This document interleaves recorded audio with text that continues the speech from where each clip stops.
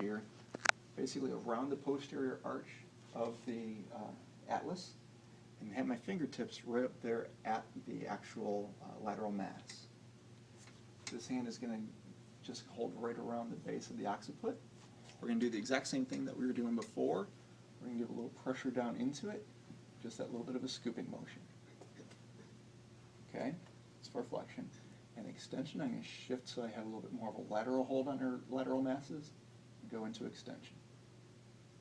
Okay? So those are almost identical to what you did before, but instead of being kind of like here in a very narrow grip, it's a very wide kind of position for stabilizing laterally. All right?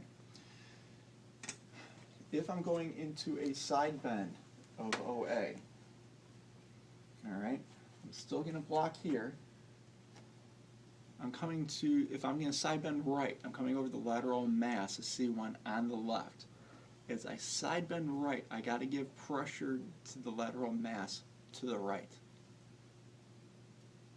Okay?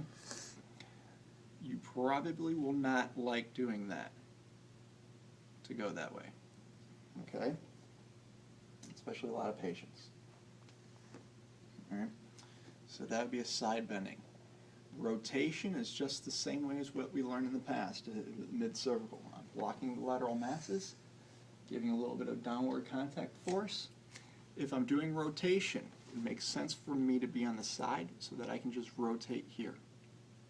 This is a transverse plane motion. So it literally meaning that C1 is sitting here and the occiput is going to rotate like this on it. There is no angle. The occiput's sitting just like this. The plane in this situation of the joint is this way. So it's a pure pure transverse plane motion relative to her upright standing position. Okay, or in this position, frontal plane motion, if you will. But I'm just going this way. So if I'm blocking C1 here, I can be in this position and rotate this way. It's a transverse plane motion.